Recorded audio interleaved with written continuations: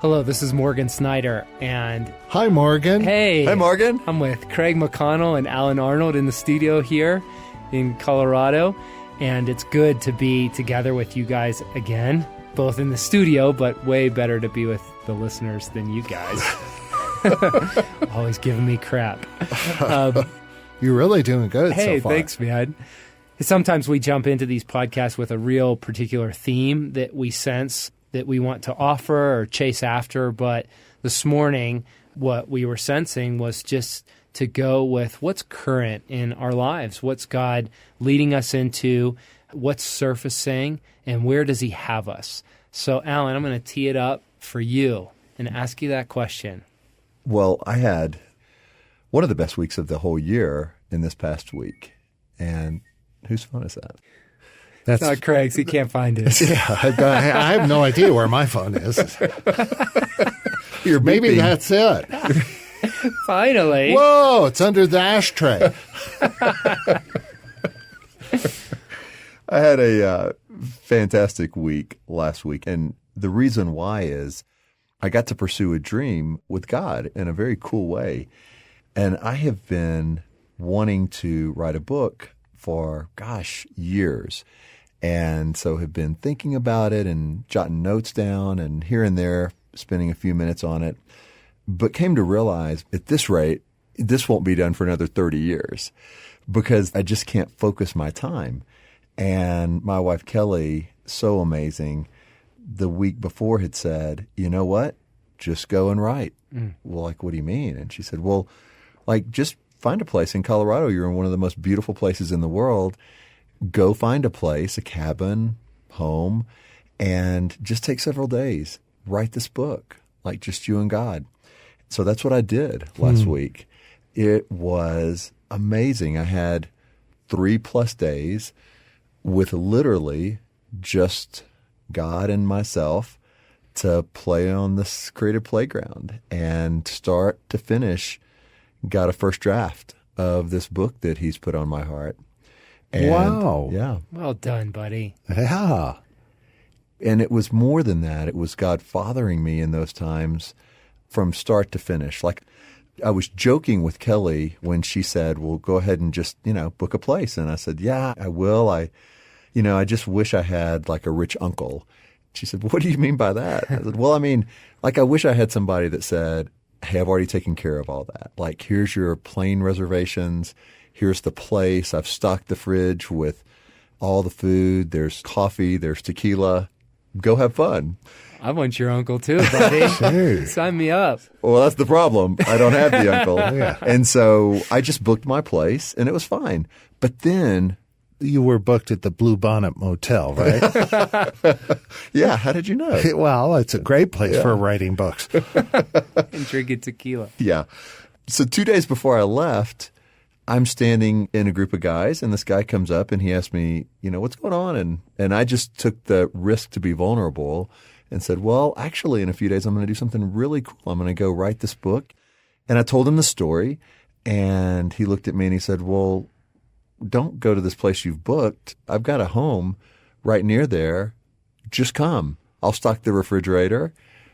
I'll take care of it. You just come and write. And he was going to be there up until the day before, but then he was heading out. And so literally God not only through my wife and through this guy and others, not only provided time, but lavishly provided the space and the place for me to create with him. So a very current story, just got back a few days ago. It was just such a rich time with God. I was alone in the sense of it was just me at the place, but I never felt alone. It felt like God and I were there as a father-son the whole time, doing it together. Describe what you mean by rich time. You're there writing. What does that mean? What's that look like? Well, for one thing, once I pulled up into the driveway, for the next 3.5 days, I didn't even leave one time for anything. So I was fully present in this, really, at this table with books, with ideas, big Post-it pads on the wall spread out to just get a Sharpie and write ideas down as they came. my laptop, worship music playing, and rich in the sense of I knew God had invited me into this. I knew He had given me the ideas. What the book is on is how people can go from living as an orphan into living in son or daughtership with God in their gifting, in their talent, in their calling, how to not do that alone, but do that with God. Mm-hmm. And so I know it's a message that He wants out, one I'm extremely passionate about, and to spend days with God hearing Him say, yeah, tell this story. Yeah, write this. What about this? Remember when we did this? And seeing how it all fits together. Not trying to strive, not trying to do something necessarily to get the approval or validation of others, but to say, God, you will not let this dream die in me. You've continued to fuel it, and now you've invited me here for 3 days with you. Let's go. Let's ride the wave. Let's run. It's your pleasure that I sense. And so rich in that sense, it was not based on any other person or based on anything but just the Father's presence. He was present, and you just felt Him directing, guiding. You often describe that kind of as a playground with God. Yes. And it really was, another visual that comes to mind is you're in the ocean and you're waiting on the waves, and you're not creating them. You're not artificially trying to make something happen, but you're watching, you're ready, you've got your board. And when God says, all right, here's the wave, do it, ride it, let's do it. It's amazing. But it's okay also to just sit in the wake of that for hours, just basking in His presence. Like you're not trying to kind of splash up the next wave with your own strength. You're just doing it together. And I didn't know when I went there, Craig and Morgan, I didn't know if I'd leave with a couple of chapters, with a couple of pages, nothing, or if I'd have the whole thing. Yeah. And it was really okay either way. The pressure wasn't on to perform or to prove my worth, by saying, man, if I go here and I leave with, nothing, boy, what a failure. No. To say, God, you've invited me here. If I just leave with more of your presence, I'm good. If I leave with the whole manuscript, I'm good. Whatever it is, I want to taste it. I want to experience it. I want to be part of that. That's what I mean by rich. And it was one of the highlights, really more than a year of my life, to have that time with God.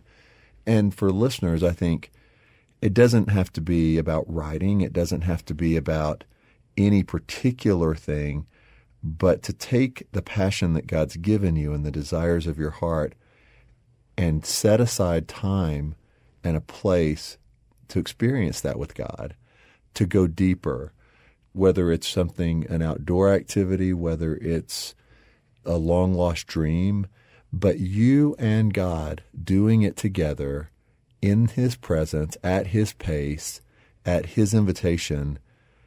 You've got to try to make time for that and experience it, because you'll be blown away, I think, by what God does, how He shows up, where He takes you. Yowzer. That's good.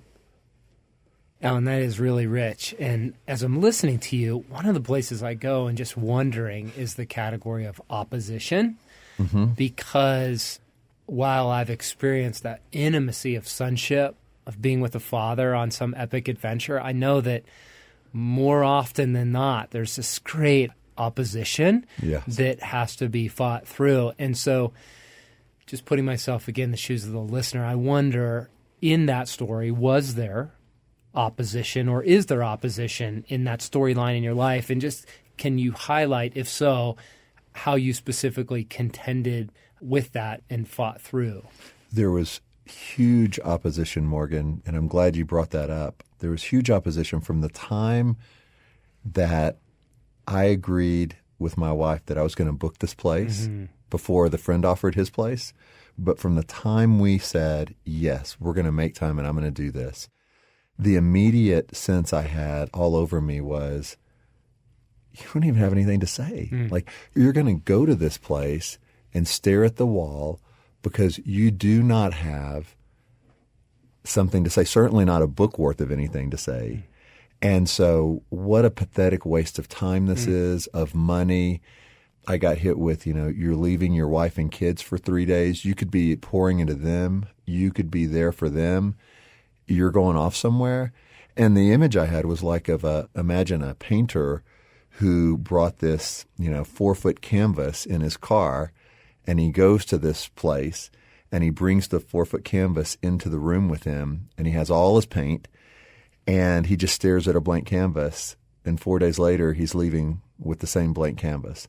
Like, that's the image I had, to the point of, I just need to call this off. Like, I know I was passionate about this, but now that it's about to happen, I don't really have anything to say. And how embarrassing to come back with nothing. Right. The way I fought it, which was very effective, was actually through worship and through leaning into God.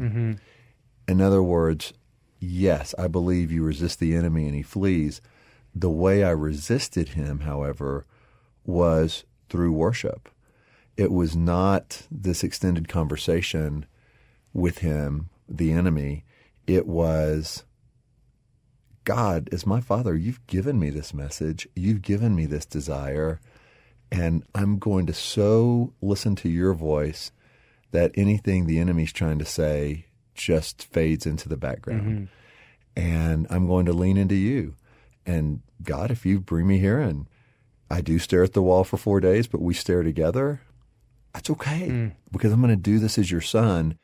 And so that was another reason I had worship music playing the whole time I was writing, as just a way to change the atmosphere. I consecrated the place when I got there as holy ground. It was amazing. Yes, extreme warfare on the front end, trying to really just derail the whole trip before it even happened. Yes. And yet saying, no way. Like, God has invited me into this. He's given me this. And we're going to do this together. So it was like a boy holding his father's hand, going on a road trip together. I wasn't going to let anything get in the way of that. It's so good to hear that piece of the story, because it makes the victory that much more substantial, that much more meaningful. And what comes to my heart as you're sharing that is when Jesus tells the parable of the sower and the seeds. Of the seed that fell on good soil stands for those with a noble and good heart, who by persevering produce a crop. And God's produced something pretty amazing through you, and I'm really excited to read it. What I hear is that it was his work through you as a son, through your persevering, and I'm really proud of you. Well done. Morgan, I love what I see God doing with you over these years. You have diligently applied what you believe and know to be true about taking care of your soul and pursuing God and putting yourself in places where God can come and speak. So I'd love to hear the update of what's going on, what you're learning. Morgan Snyder in November, December 2015. Thanks, Craig. Yeah, it's a big ask in a way, because there's lots of directions I could go. But this morning, just what I sensed to share, John was teaching recently. He was actually officiating a wedding, and he was describing that the heart beats and it rests. The heart beats and it rests. And there is a rhythm to a sustainable kingdom life, and that the world, the false self, the enemy is always baiting us to live differently than in a rhythm that is healthy and rooted and established in God. And so just the flow of the calendar here and in my personal life, it's been an intense season from August until now, finishing with this most recent boot camp. And starting in January, for all intents and purposes, it picks up pretty intensely from January to June. And backing up at 15,000 feet and looking at that, what I'm aware of is that if there is an ebb and a flow, and in an ebb and a flow, then this window right now is my ebb. This has to be the time where I willfully choose to slow down, to do the things I need to be restored and strengthened. But the reality of the world is this is the bucket that gets filled with everything else that didn't get tended to when we're on mission, And just habitually, Craig, I'm aware if there's time, I fill it, right? Nature abhors a vacuum. And I can find some pull in my soul to react to having a little bandwidth, to race to get to all the things that haven't been tended to. When it's as practical as my truck or my home, or as meaningful as some strategic project in my work or a relationship that really needs tended to.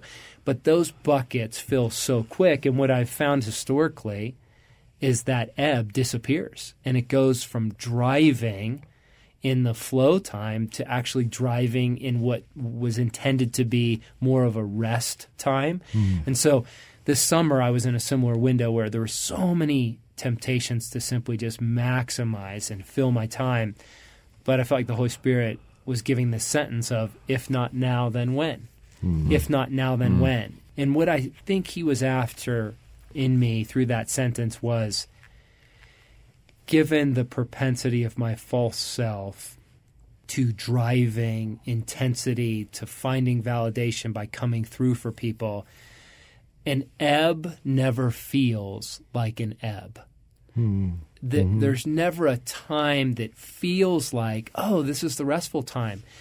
Instead, it actually begins with a choice. It's a choice that's not rooted in the emotions of the moment, but to say, I choose rest. I choose to slow down. I choose less is more. I choose to hear the Father's validation to say, son, that's enough for a day. Or I choose to listen to God against the pull that I feel in my body to do more, and kind of listen into the Holy Spirit to say, yep, that's an important task, and we'll get to that this spring, and let that go. Or that's important, that relational need, and that's actually not for you. And that's beyond what God intends for me. So I feel in some ways that this is one of the more difficult challenges, because it's easy for me to be intense. It's easy for me to focus and go all in. The more holy and challenging option is to hear the Father's leadership to say, this is the ebb. I have battles coming for you, and I want something in you to offer. And so, son, what does that look like in this season? Let's slow down and let's find that cadence of the ebb so that I can discover what Jesus says that he's after, to say to someone that's tired or weary, come to me, get away with me, like he says in Matthew, and you'll recover your life. And I will show you how to take a real rest. Walk with me, work with me, and watch how I do it. And that's what I'm after in this season. Another very counterintuitive way to live for you, right? Oh, it is, and counterintuitive to the world. I mean, as a father with young kids and family in two different parts of the country in this holiday season, the temptation is just busyness with lots of very, very good things. Yeah. And it's very counterintuitive, and it's frankly risky because you roll the dice and you don't know how it's going to go. But that's part of kingdom living, is the courage to roll the dice, to step back, to reject the condemnation, and then to consider it, give it honest consideration, to say, well, what was the fruit of that? So, Morgan, take us into a real example where you find yourself being the magnetic pull kind of productivity, or I can get this thing done. Yeah. But then you realize, oh, wait, here's where real life is, or here's what I could be doing with my family, with God. Give us an example of where that happened and how you made that decision in the moment. Sure. Just a real practical example. I'm in physical therapy right now for a couple body injuries, and none of them are crises, and none of them, sadly, were super recent. They were injuries, the most recent, a bicycling accident on a single track mountain bike a year and a half ago. and it's just been nagging me, this shoulder injury. And that rash, my God. oh, man. When will that ever Hey, work? I'm leaving that. That's for conversation. Come on. You look like Gorbachev. Try to have something for the Christmas party. So, Alan, I have these nagging injuries in a busy, always blasting world. It's just so easy to simply avoid that and not get it tended to. You know, it's not bad enough. It's not a crisis. But what I'm aware of, it's actually cowardly. It's actually the easier path to not tend to it than what I'm realizing now in weekly physical therapy and daily exercises using 2-pound weights, like in doing stretches, like just the humility and the humiliation of it. Of those are my workouts right now. I'm not blasting on a trail. I'm not on the mountain bike. Right. I'm doing these little dumbbell exercises. Are they Barbie dumbbells? I borrowed them from your wife, actually. They're pink. But she said you use them often. Well, yeah. They're pink. They used to be red. The sun bleached them. Yeah, So I always work out outside. they match your board shorts. Yeah. You're beautiful. I feel so loved. So, Alan, I think it's a very poignant example of in the old days, I wouldn't have tended to it until it was a crisis. And what I'm aware of is saying yes and consenting to getting my body worked on from these chronic issues. It's actually tending to my soul because it's causing me to make a priority in everyday windows to do the stretches, to do the care, to get my joints healed. So it's a physical manifestation of a soulful reality that God is asking me to tend to these places. And it's not just in my body, it's in lots of spheres of life. And when he does, are you finding often that's hard for you still to say yes, or is that becoming easier each time? It's always hard to say yes. But what I'm finding is as soon as I give my consent, he rushes right in and validates it. Of when I'm on this table being worked on by an amazing provider, this gal, I feel God ministering to me. I feel him healing me on a much deeper level than my physiology. And so what I find is while it never gets easy to make that choice, I know where the fruit is and I know what it does to me on a soul level. And then I get to model that for my wife and model that for my kids. Morgan, that's awesome. I mean, those are brave choices, and it's changing who you are inside out. Craig, when you're not... I think we should post the before and after rash picture on the website. You really committed to this rash, aren't you? I wish we had a video podcast. Yeah, I wish we did too. So, Craig, when you're not running a triathlon, jumping out of airplanes... Yeah, in ER. Yeah. Or flying across the country to rescue... beauties everywhere. Or squirrel trapping. Yeah. Beauties and squirrel trapping are really just take more time than one would imagine. So, what's current in your life right now? Oh, great question. I feel like I could share 5 or 6 things. You've got time for one. Really a half. And you should talk about shaving Make it that mustache, buddy, if you only have time for one. Thank God. What mustache? Thank God that thing's gone. I had this great mustache. Bushy. And, bushy. Bushy. Yeah, bushy. Like Wyatt Earp, Doc Holliday. Well, where'd it go? Yeah. Well, Morgan said I look like some kind of predator. And I decided I better Hey, I shave have an it. 8-year-old daughter. Everything's changed from perspective. So it went off. Gosh, what's new?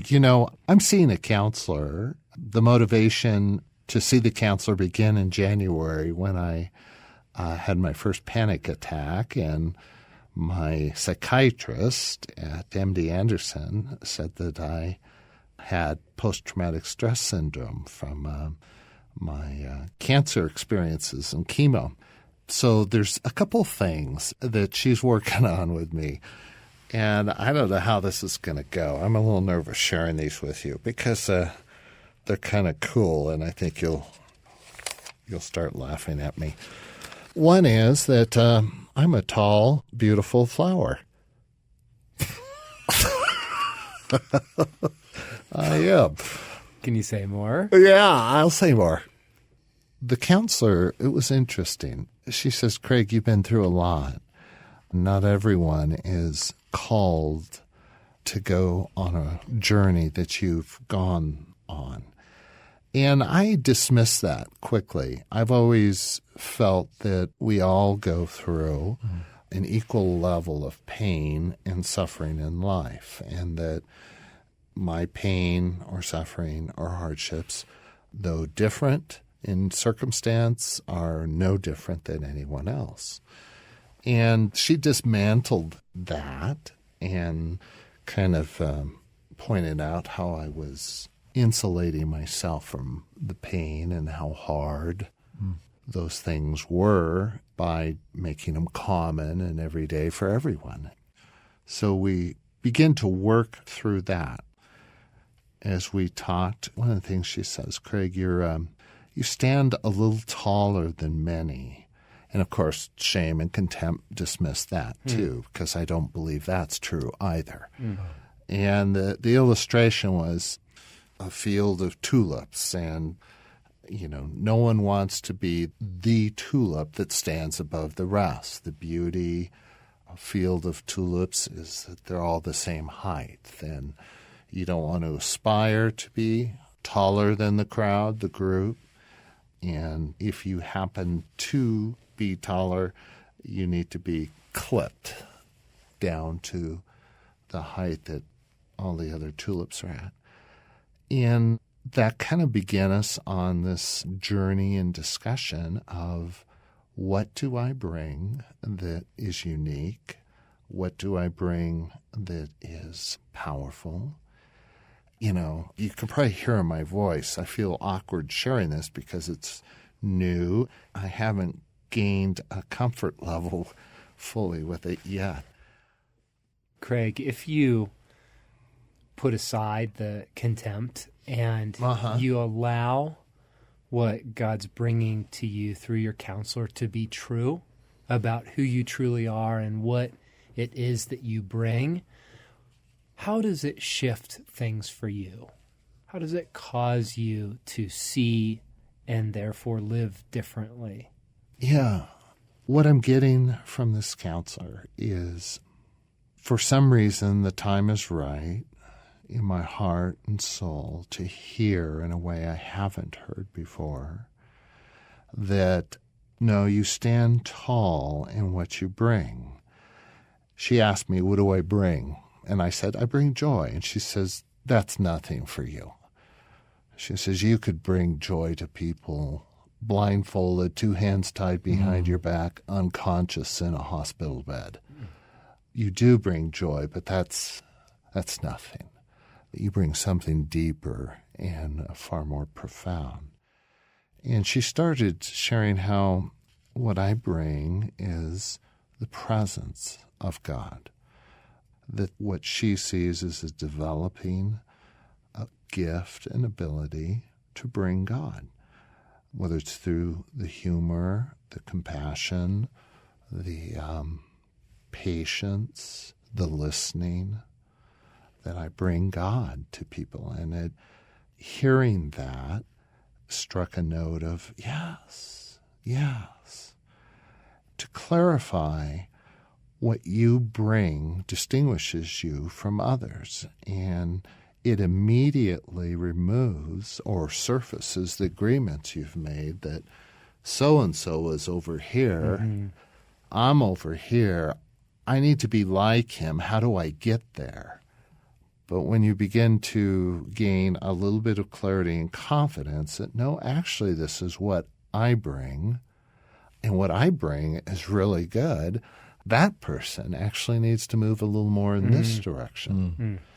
So what I've found myself doing, Morgan and Ellen, is breaking a bunch of agreements that so-and-so and so-and-so, whether they be a friend or someone in the Christian movement, I want to be like them. I need to be like them. Why am I not like them? And that opens up shame and contempt. It's moved me into the direction of breaking agreements and just simply saying, no, I kind of actually like who I am. Cancer has given me something unique to say and to bring that isn't said. And I'm excited about saying that. Now, this is all so young and new, but that's what's going on. So, Craig, when you were using, this image of a field of flowers, and you were saying, because you don't necessarily initially want to be the tall flower, Right. because that's the one that gets clipped. And yet, as you're telling your story, it sounds like the invitation you've been given is, no, be that tall flower, like claim your identity and rise up. So then did you have to push into the fear of that being something that would be clipped or not accepted? Yeah, can we use a different word than clip? There's lots of tall flowers in the field, but it takes a lot of humility and courage to accept what God tells you when he says, at this stage in your life, you have something very unique and very different to offer, and it's valued and it's needed. And I want you to offer it. I don't feel like I'm afraid to be clipped. I just want to live fully, bringing the testimony that God shows up in the most difficult times. Everything else fades, and you're captured by his majesty in a way that reduces you to just worship and adoration and gratefulness, and that God is present in the day-to-day challenges we face, and that God is a Father who has so much kindness and goodness for each of us.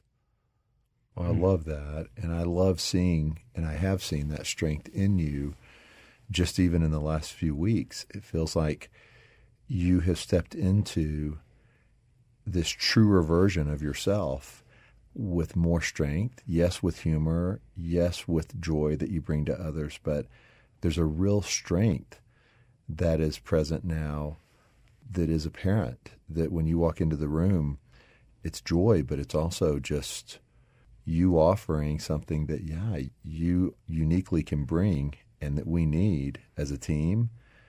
It's awesome, Craig. It's awesome to see. Yeah, Alan, I'm in total agreement with you, Craig. As you're sharing, I'm realizing that we have been some of the primary beneficiaries of the reality of you owning your true place in this season in God's story.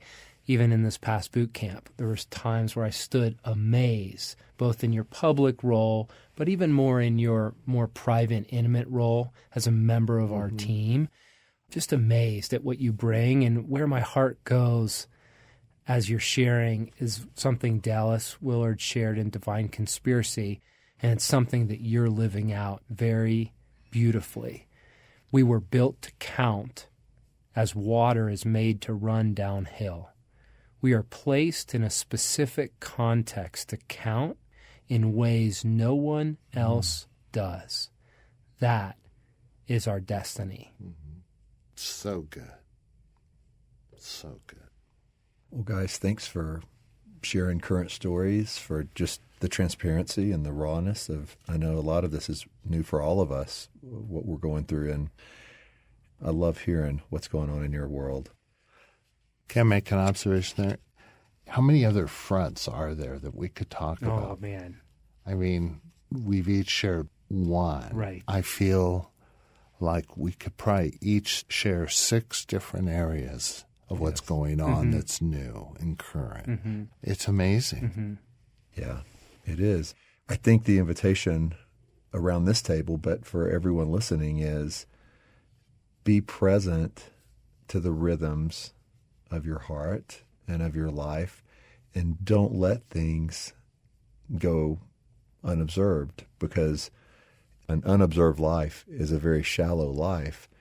And there's so much that God's always doing in our world. And so just the invitation to, whether it's with your spouse or a group of friends or just someone close, like go into your stories with each other, because that's where we see God and that's where we interpret our own stories. Yeah, I'd say answer the question, what's current in your life right now? How would you describe what God is doing and what's unfolding and what's being set up in your heart and your soul and your spirit? And Jesus, we stand with our allies now, listening out there. Holy Spirit, we ask by your leadership, you would take every man and every woman into what's most current, and rather than just medicating or minimizing it, I pray that the living God, that you would come in and you would shine your light. Lord, you would make known to them the path of life. Yes. We stand in your authority between them and their enemies, and we forbid the accuser of the brethren and the father of lies to have the final say. We renounce the lies in the authority of Jesus Christ, and we stand in what's true. We take our place in your kingdom. We agree with who you are, God. We agree with what you are doing, and we agree with how you want to do it. We ask that you would bring your supernatural life into the hearts of every one of our allies, even now, even in this week. You would bring abundance. You would bring life and strength. Lord, that you would restore broken places, that you would bring strength to the weary, that people would just find their hearts, Lord, rising up and being strengthened in the inner man. Amen.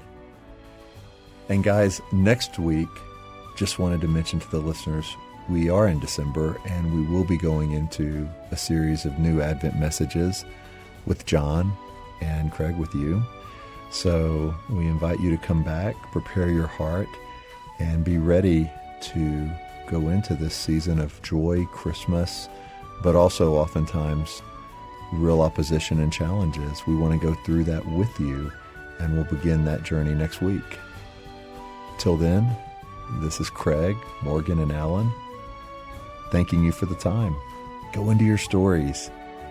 Talk about what's current and meet God there. See you next week.